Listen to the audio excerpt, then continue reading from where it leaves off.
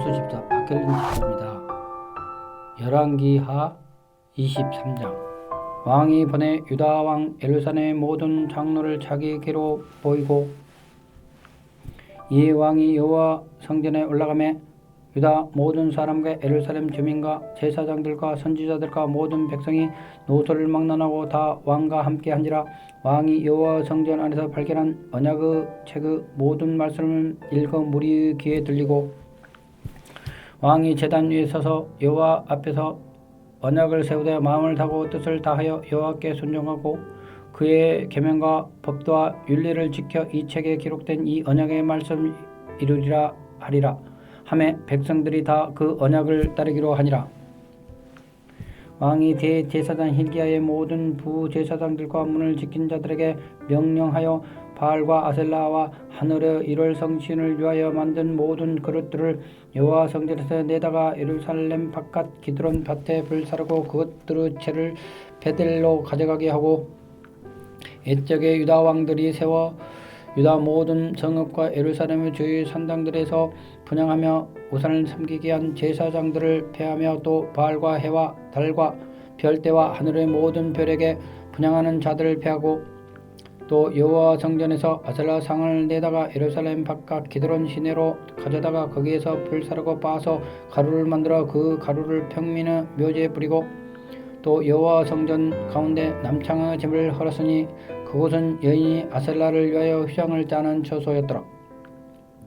또 유다 각 성읍에서 모든 제사장들을 불러오고 또 제사장들이 분향하였던 산당들을 바알에서부터 부엘세바까지 더럽게 하고 또 성문의 산당들을 헐어 버렸으니 이 산당들은 그 성읍의 지도자 여호수아의 대문 어기 곧 성문 왼쪽에 있었더라.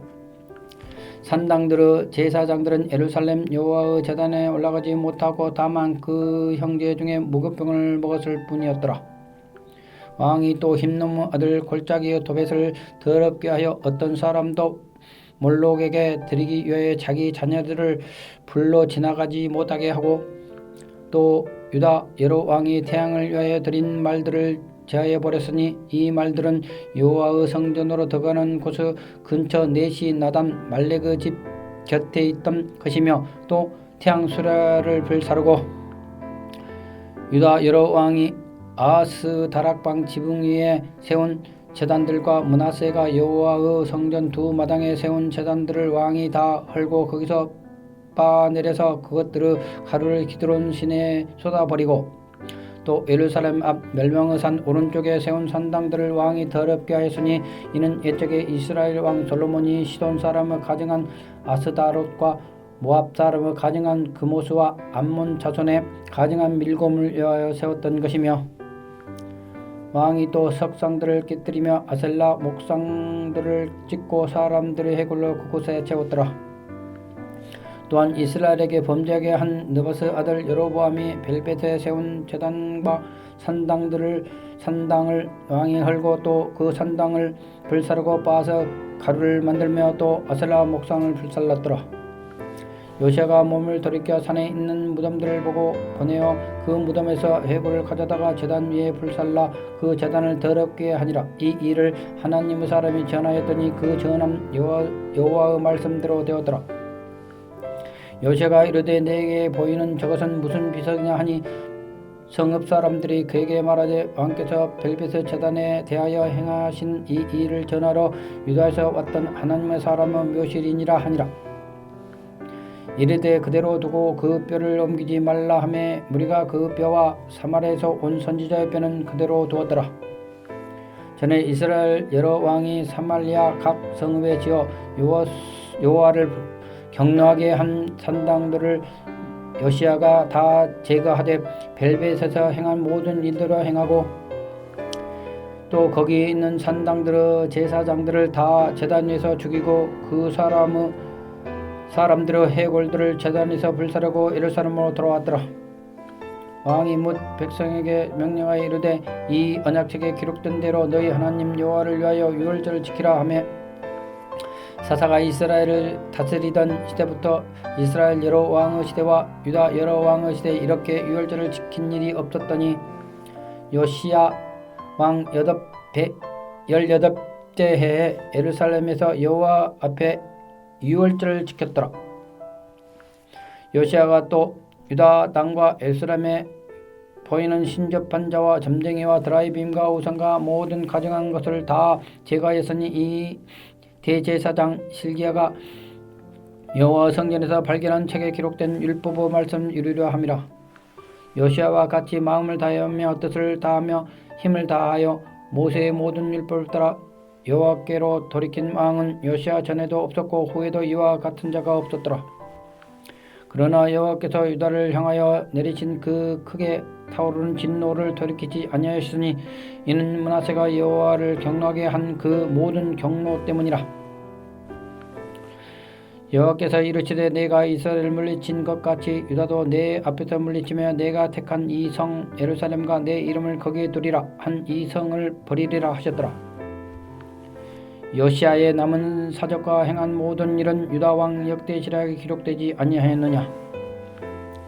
요시야 당시에 애굽 왕 바로누고가 아수르 왕을 치고자 하여 유프라테 강으로 올라갔으므로 요시야 왕이 맞서 나갔더니 애굽 왕이 요시야를 무깃도에서 만났을 때 죽인지라.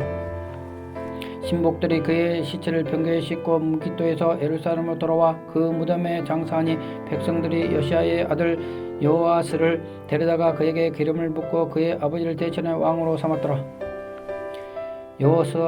여호아하스가 왕이 된 때 나이가 23세라 예루살렘에서 석 달간 다스리니라. 그의 어머니는 하무달리아 님나 에레미야의 딸이더라. 여호아스가 그의 조상들의 모든 행위대로 여호와 보시기에 악을 행하였더니 바로 누구가 그를 한마땅 님나에 가두어 예루살렘에서 왕이 되지 못하게 하고 또 그 나라로 은 100달란트와 금 1달란트를 벌금으로 내게 하고 바로 누구 요시야의 아들 엘리야김을 그 아버지 요시야를 대신하여 왕으로 삼고 그 이름을 고쳐 여호와김이라 하고 여호아하스는 애굽으로 잡아갔더니 그가 거기서 죽으니라. 여호와김이 금을 바로에게 주니라. 그가 바로 누구 명령대로 그에게 그 돈을 주기 위하여 나라에 부과하되 백성들 각 사람 힘대로 액수를 정하고 은금을 징수하였더라. 여호야김이 왕이 된 때 나이가 25세라 예루살렘에서 11년간 다스리니라. 그의 어머니의 이름은 스비달라 루마 부디아의 딸이더라. 여호야김이 그 조상들이 행한 모든 일을 따라 여호와 보시기에 악을 행하였더라. 하늘에 계신 우리 아버지여, 이름이 거룩히 여김을 받으시오며 나라가 임하옵시며 뜻이 하늘에서 이룬 것 같이 땅에서도 이루어지이다. 오늘날 우리에게 일용할 양식을 주옵시고 우리가 우리에게 죄 지은 자를 사하여 준 것 같이 우리 죄를 사하여 주옵시고 우리를 시험에 들게 하지 마옵시고 다만 악에서 구하옵소서. 대개 나라와 권세와 영광이 아버지께 영원히 싸움나이다. 아멘.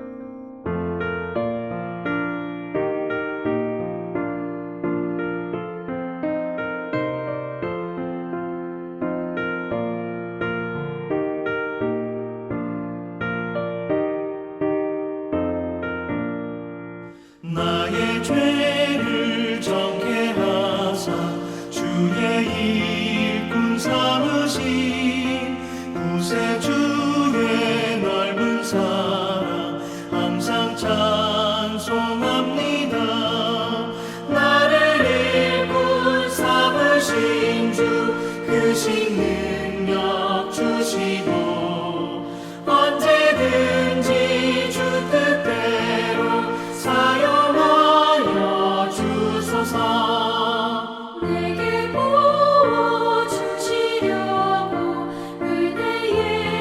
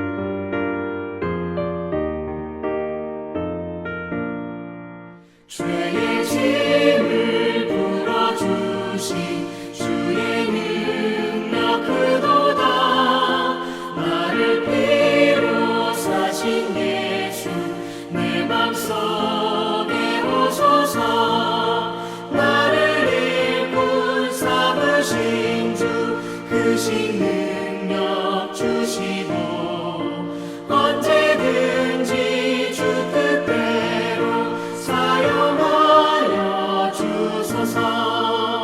주여 내게 성령으로 충만하게 채우사 생명수가 강물처럼 흐르게 하옵소서.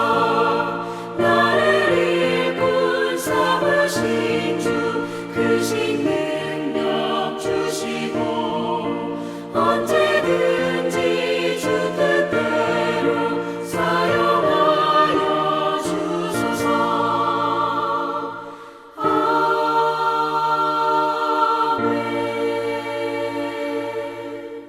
오늘 보실 하나님의 말씀은 사무엘상 12장 23절부터 24절까지의 말씀입니다. 구약성경 426페이지입니다.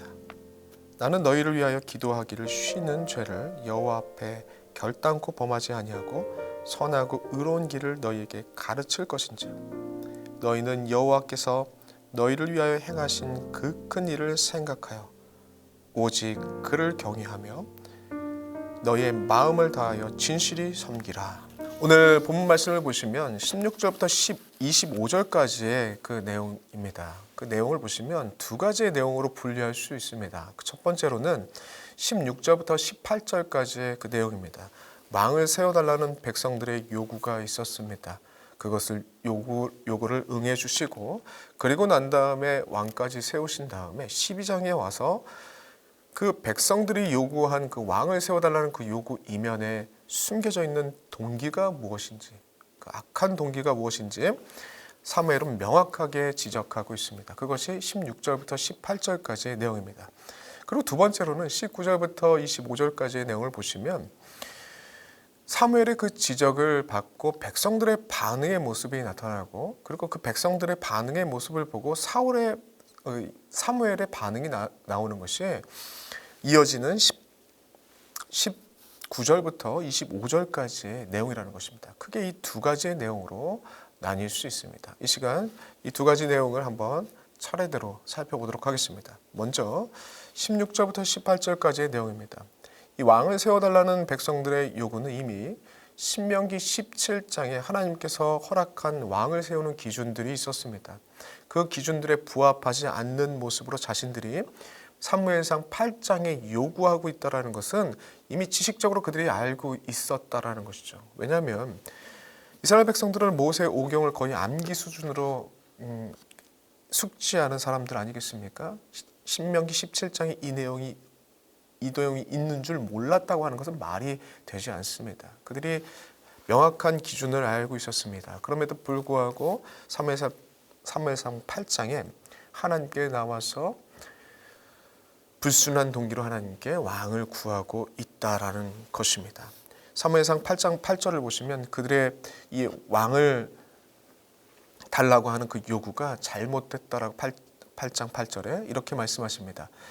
그들이 모든 행사로 나를 버리고 다른 신을 섬김과 같이 내게도 그리하는도다 라고 그들의 모습을 지적하고 있다라는 것이죠. 그들이 왕을 요구하는 그 모습이 마치 우상 숭배하는 모습과 같다. 나를 버리고 그들이 원하는 대상을 세워서 그들을 우상 숭배하는 모습을 보이는 그런 모습과 똑같은 모습을 보인다라고 지적하고 있다라는 것이죠.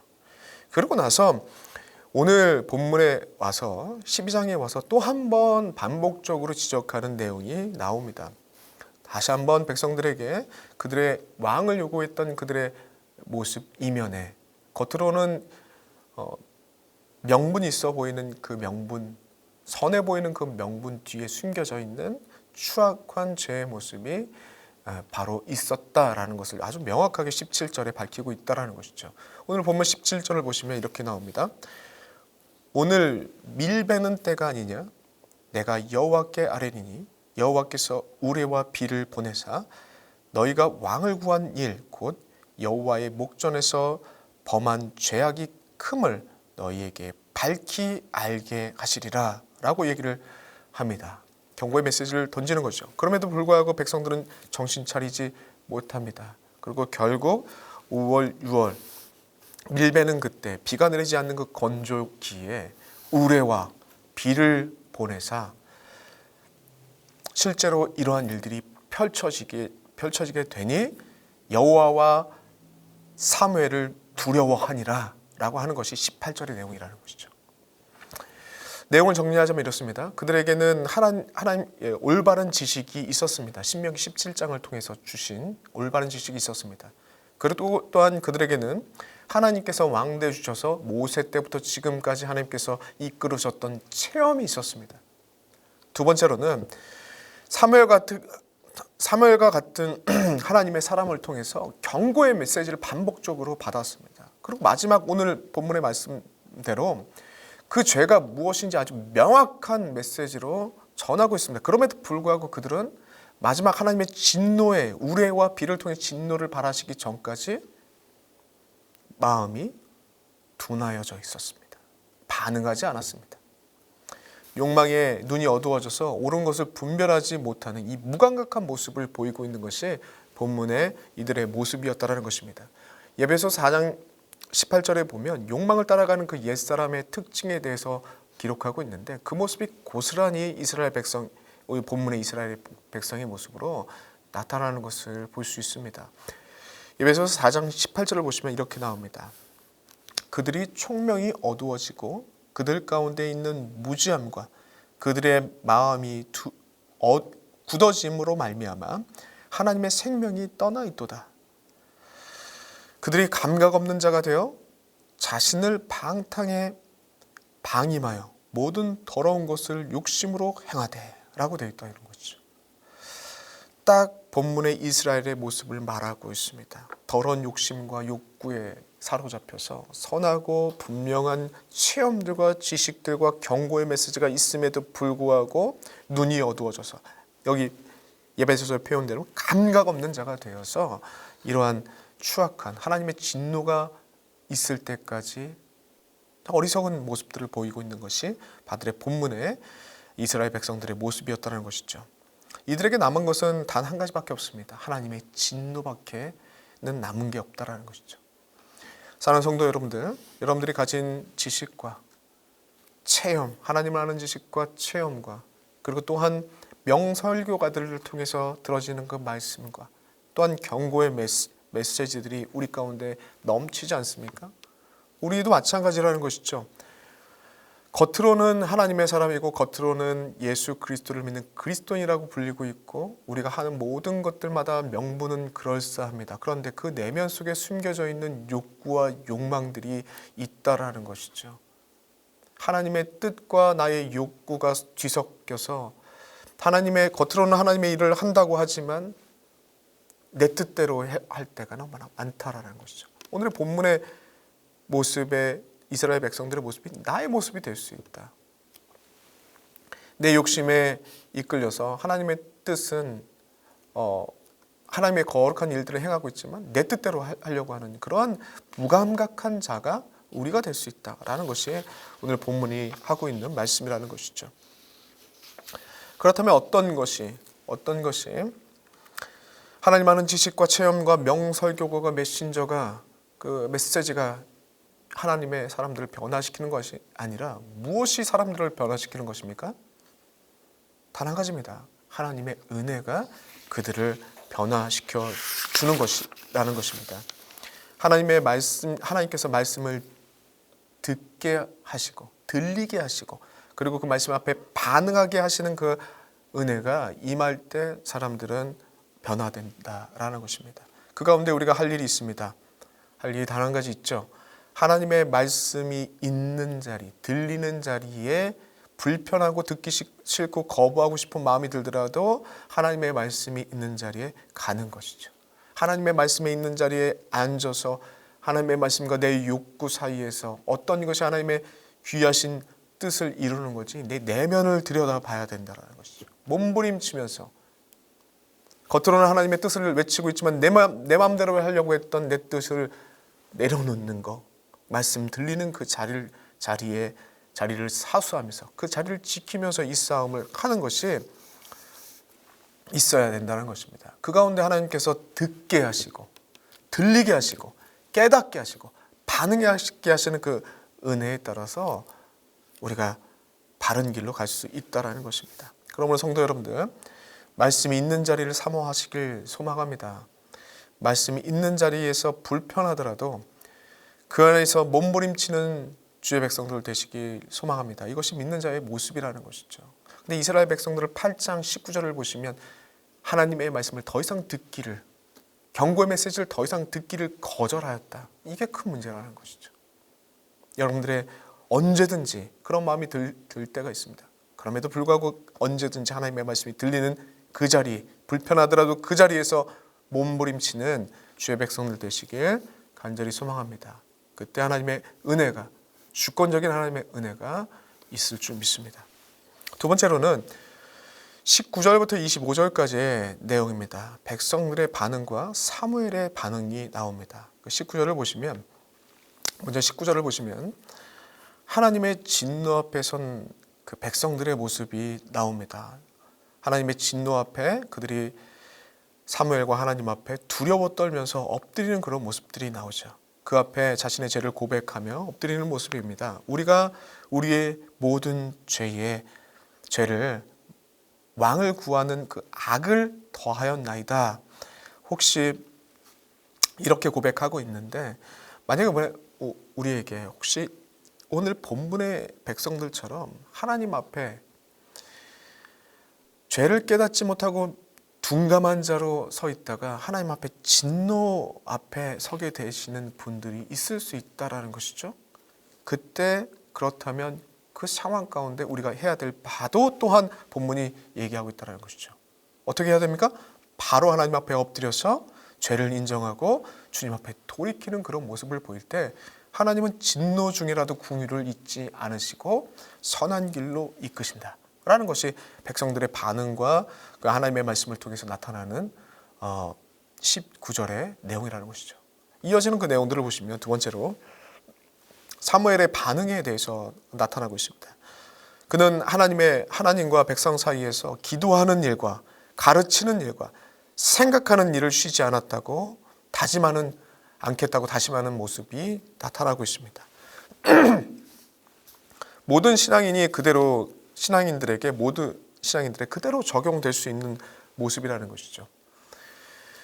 이스라엘 백성들 가운데 사무엘의 위치는 얼마든지 권위를 가지고 백성들을 지배할 수 있는 위치였습니다. 그리고 가지고 있는 힘을 가지고, 권위와 힘을 가지고 세력을 규합해서 권력을 만들어낼 수 있는 사람이었습니다.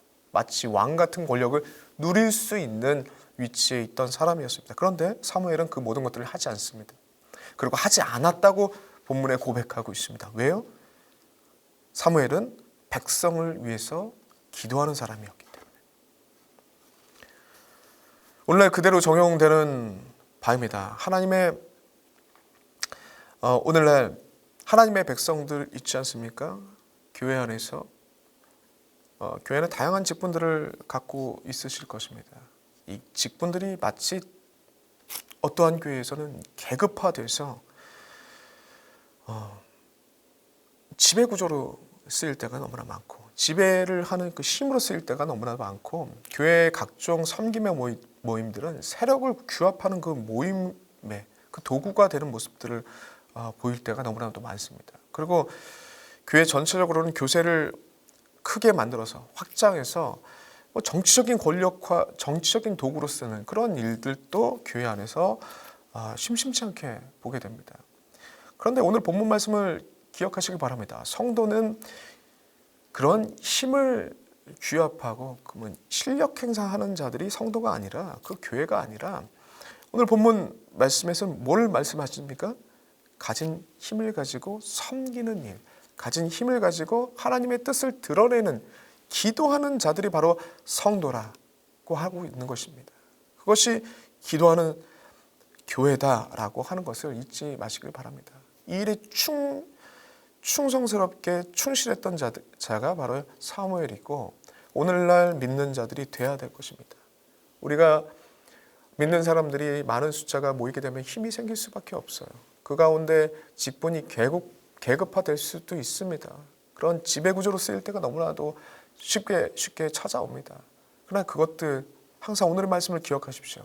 우리는 힘이나 실력 행사하는 자들이 아니라 기도하는 자들이라는 것. 하나님의 뜻을 세상에 드러내고 하나님의 뜻을 실현하는 자들이라는 것을 잊지 마시길 간절히 소망합니다. 두 번째로는 가르치는 일을 쉬지 않았다라고 되어 있는데 이것은 사무엘상 8장 9절과 연결되는 부분입니다. 8장 9절에 뭐라고 되어 있냐면 왕을 세워달라는 그 요구를 들어주면서 두 가지를 백성들에게 하라고 사무엘에게 말씀하십니다. 그 내용을 보시면 경고하라 그리고 가르치라 라는 내용으로 요약될 수 있다는 것이죠.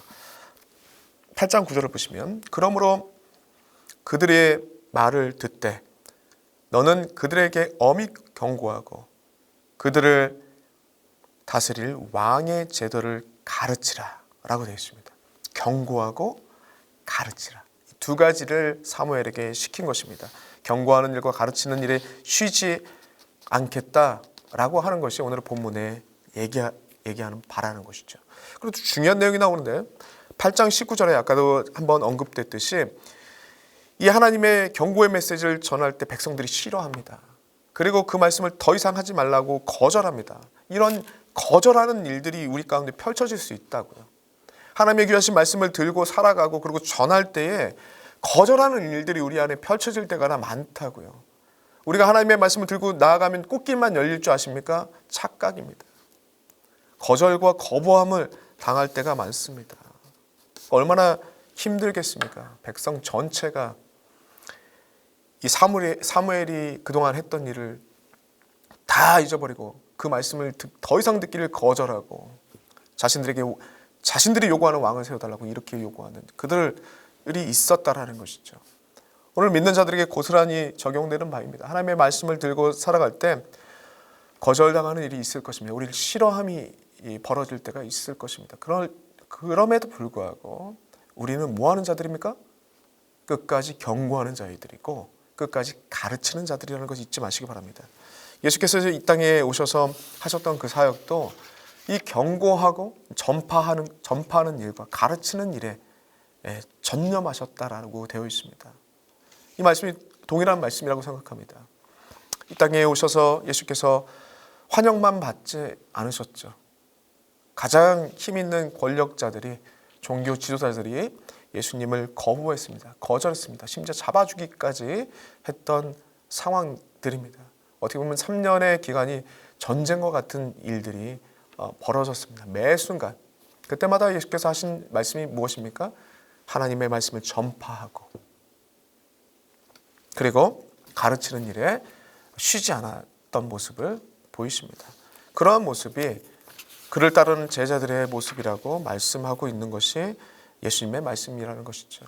오늘 본문의 말씀과 맥을 같이 하는 말씀이라고 생각합니다. 우리는 가르치는 자들이다. 어떠한 상황 가운데서도 하나님의 말씀을 전하고 가르치는 자들이라는 것을 잊지 마시기 바랍니다.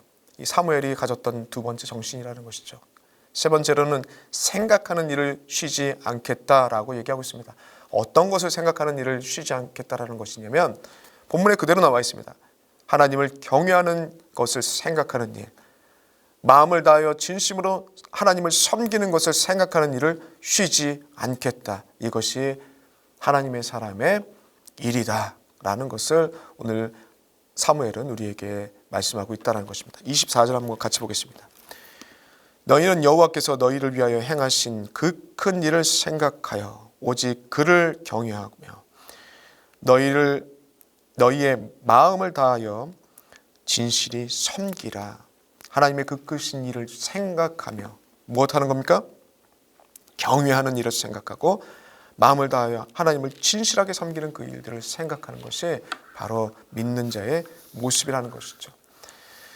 그러므로 하나님의 사람이신 여러분들 기도하는 일에 전념하시길 바랍니다. 그리고 가르치는 일에 힘쓰시길 소망합니다. 그리고 생각하는 일, 하나님이 기쁨되는 섬김과 나의 삶 속에서 하나님을 진실되게 섬기는 삶의 예배가 무엇인지 생각하시는 그 일에 전념하시는 주의 백성들 되시기를 간절히 소망합니다. 이것이 오늘 본문 사무엘이 주는 귀한 메시지라고 말씀드릴 수 있습니다. 이 말씀을 붙잡고 능력 있게 살아가시는 주의 백성들 되시길 간절히 소망합니다. 기도하겠습니다. 하나님 너무나도 감사합니다. 3회의 말씀을 통하여서 어떻게 보면 유언과 같은 메시지를 전하고 있는 사무엘의 이 세 가지 메시지를 우리가 잊지 않도록 주님 도와주시옵소서. 언제 어디서든 기도하는 일에 전념하는 인생들 되게 하여 주시옵시고, 가르치는 일에 전념하는 인생들 되게 하여 주시옵시고, 하나님을 섬기고 주님을 따르는 일에, 생각하는 일에 쉬지 않는 전념하는 인생 될 수 있도록 주님 도와주시옵소서. 그리하여 주님과 동행하는 복된 인생들 될 수 있도록 인도하여 주시옵소서. 예수님의 이름으로 기도드리옵나이다. 아멘.